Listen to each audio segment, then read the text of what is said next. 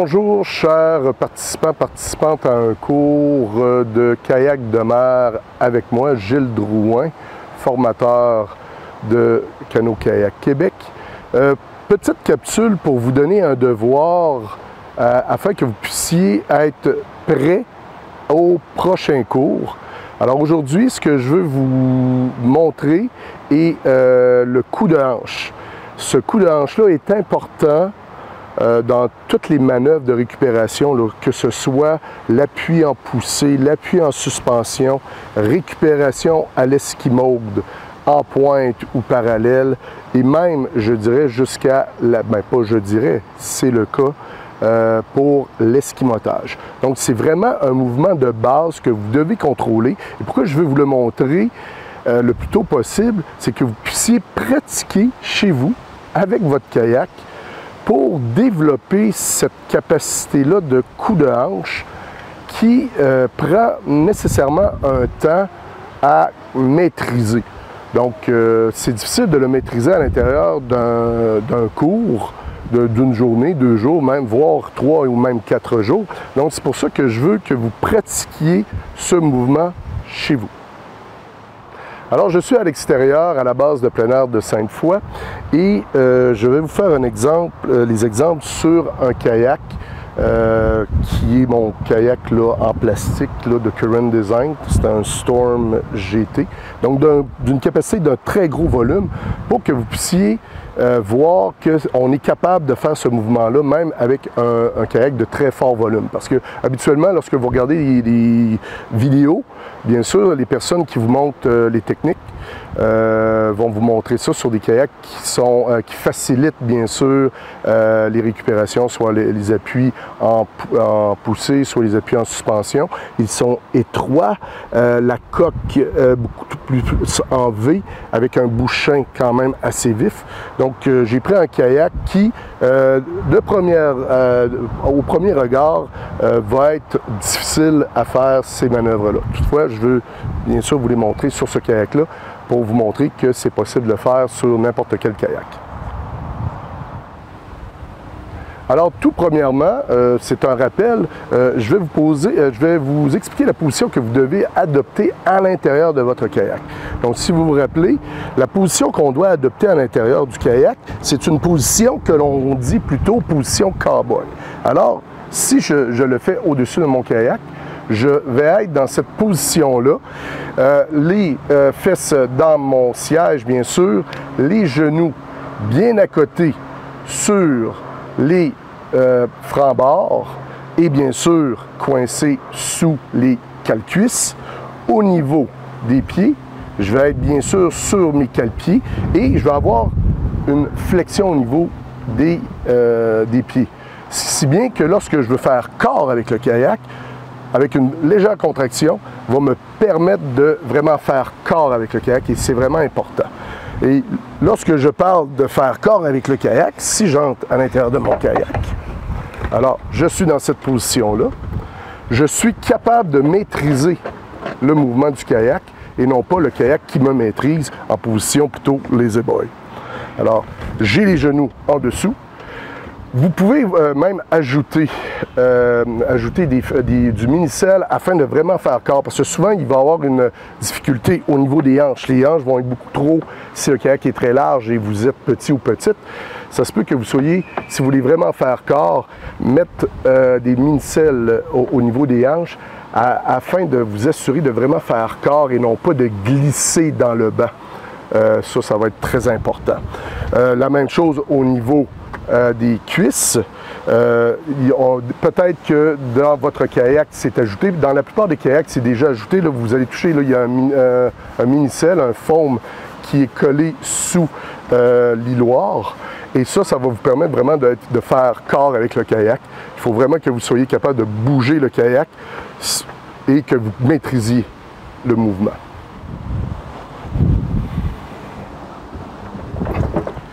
Alors, pour l'exercice, vous n'avez pas besoin de votre jupette, vous n'avez pas besoin de votre pagaie, vous n'avez besoin que votre kayak et bien sûr de l'espace pour pouvoir faire le mouvement. Alors, ce que je veux que vous pratiquiez avant le cours, voici le mouvement. Alors, vous allez intégré dans votre kayak. Bien sûr, vous avez ajusté le kayak afin qu'il soit vraiment, que vous fassiez corps avec lui. Et là, ce que vous allez faire, vous allez jouer avec votre kayak en gardant le corps bien droit. Et vous devriez avoir le contrôle sur votre kayak. Alors, c'est le premier exercice que je vais vous demander. Bien sûr, il faut que vous soyez capable de soulever le kayak et de garder le corps bien droit. Si cela va bien déjà, ou vous sentez que vous maîtrisez le kayak, là, vous allez pencher, mais encore plus loin. Alors, je vais vous donner un exemple. Alors, ce que je vais faire, c'est je vais me mettre vraiment dans cette position-là et je devrais être capable de maintenir cette position-là. C'est bon? Je peux le faire de l'autre côté. Je suis dans cette position-là et je maintiens une position. J'essaie de maintenir la position à un extrême. C'est bon? Alors, voilà. On balance, ça va bien. On va sur le côté. On réussit à se rendre jusque sur le côté. Maintenant, le mouvement, vous allez aller jusqu'à l'extrême, c'est-à-dire jusqu'à temps que le kayak tombe dessus et que vous devez vous coucher au sol. Alors, voici l'exercice. Là, je ne sais pas si, j'espère, oui, dans cette position-là. Alors, vous voyez, je suis sur le kayak. Mon kayak tombe sur moi. Je fais corps avec le kayak. Je suis capable de le contrôler. Et là, le mouvement que je veux que vous fassiez, la main va être ici sur le bouchin ou le franc-bord. La main étendue. Vous êtes couché sur le dos. Et vous allez faire ce qu'on appelle le coup de hanche. Le coup de hanche est le suivant.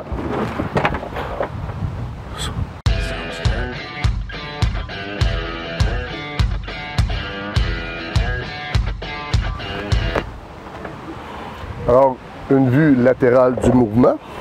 Alors, je le fais.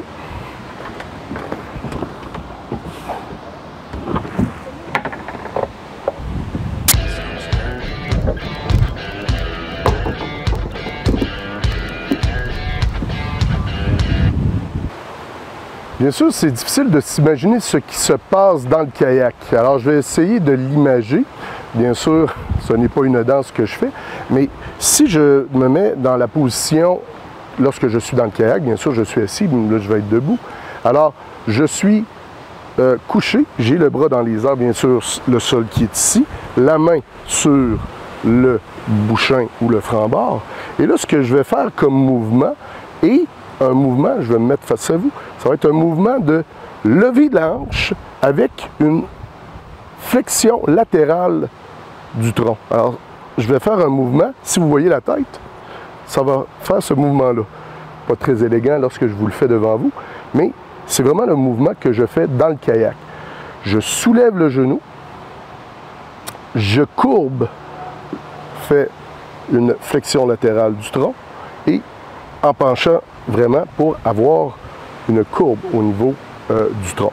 Si je le refais, j'embarque dans le kayak pour le refaire. Alors, je suis à l'intérieur de mon kayak, je vais aller au sol, main sur le bouchin, main au-dessus de la tête. Et là, je vais amener le genou vers moi et je vais courber le tronc.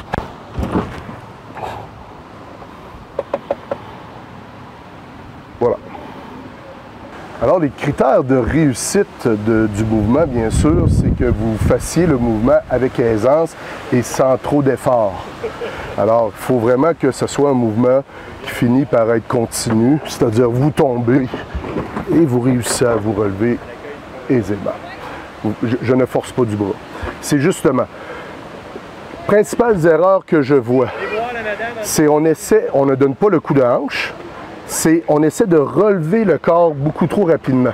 Ce qui fait que, ceci est un mauvais exemple, bien sûr, ceci est un mauvais exemple. Alors, je suis dans cette position-là, et là, je fais le coup de hanche, puis je ne ramène pas. Et là, vous êtes obligé de pousser.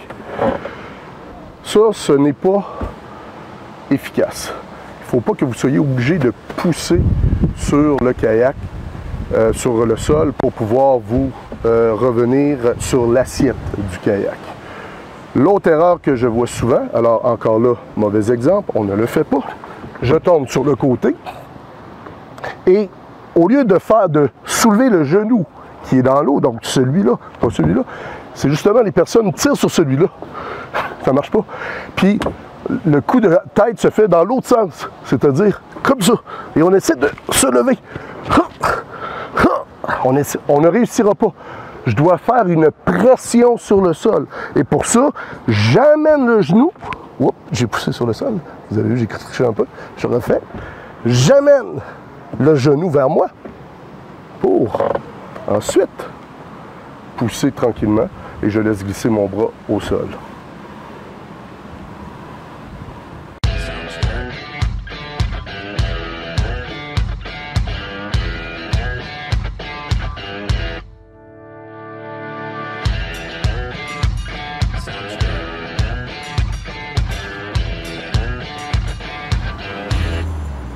Maintenant, je vais faire le mouvement avec une pagaie pour que vous puissiez voir ce qui se passe sur l'eau.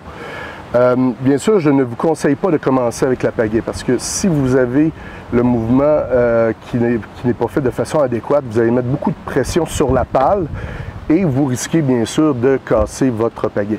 Alors, attendez de réussir à maîtriser le mouvement sans trop de pression lorsque vous faites le mouvement et par la suite, vous pourrez essayer avec la pagaie. Alors, le mouvement, vous allez voir, je vais tomber en appui, en suspension et qui va me permettre de pouvoir faire le mouvement. Ultimement, cet appui en suspension-là va m'amener à esquimoter. Car un esquimotage, c'est un appui en suspension, mais dans une situation extrême, c'est-à-dire la tête dans l'eau. Alors, je fais l'exemple, je prends ma pagaie, je tombe. Je suis en position d'appui en suspension. Ma main, ici, ne force pas. Elle ne fait que contrôler l'orientation de la pale, de la pagaie. Ma pagaie est au sol, en fait, sur l'eau. Et c'est elle qui va faire la pression, c'est elle ici. Je reste couché, alors j'y vais, coup de hanche et pagaie.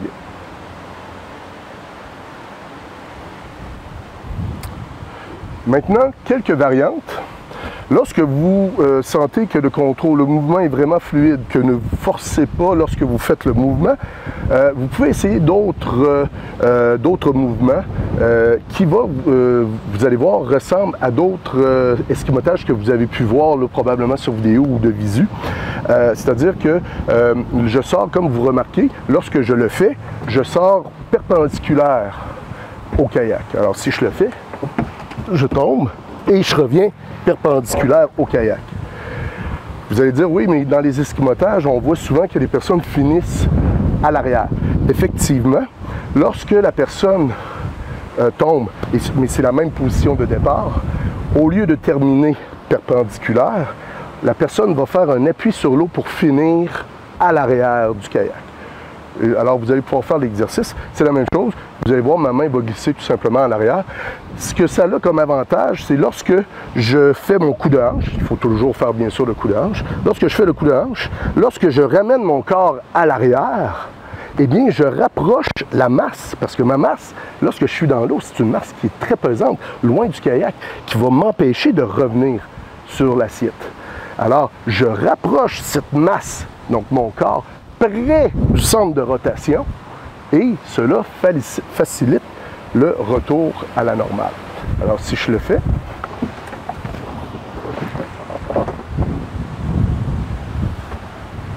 ça c'est un exemple, finition vers l'arrière. Et vous avez vu ma main, c'est effectivement la main. Et en fait la main, lorsque je fais ça sur le sol, la pagaie va faire la même chose, c'est-à-dire lorsque je vais revenir, la personne va faire un appui sur l'eau pour finir sur le dos. Ça peut être fait aussi vers l'avant. Vous allez voir si vous regardez des capsules vidéo, ou si vous continuez à regarder mes capsules, on peut faire aussi des esquimotages, mais en finissant vers l'avant.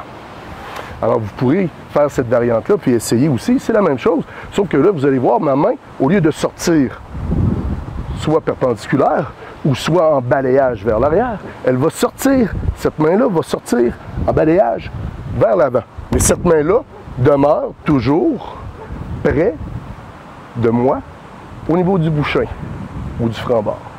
Alors, si je le fais comme exemple, et hop! Alors, vous avez vu le mouvement? C'est un mouvement de balayage. En fait, avec ma pagaie, je ne le ferai pas parce que je ne veux pas briser ma pagaie.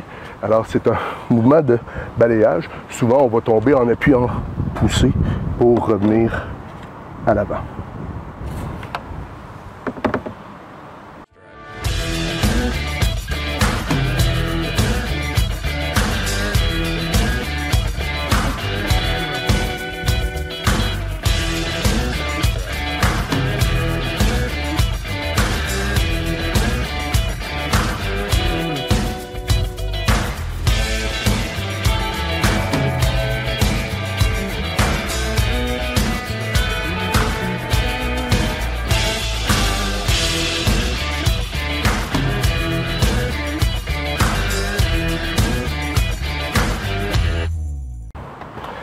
Est-ce qu'il y a une technique meilleure que l'autre?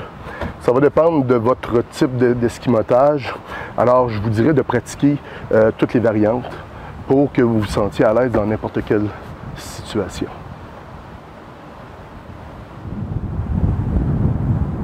Alors, c'est sur ce que prend fin la capsule vidéo, en espérant qu'elle vous sera utile.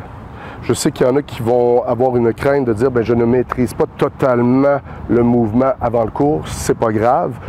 Nous allons bien sûr revoir cet aspect-là durant le cours, mais bien sûr, si vous le maîtrisez, ça va faciliter et ça va accélérer des choses.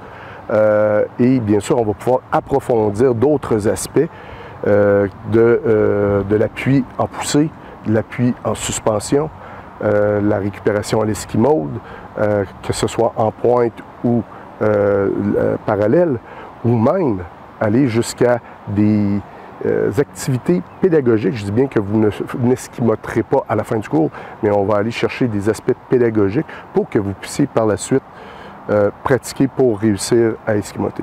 Alors, je vous salue et on se voit prochainement dans un cours.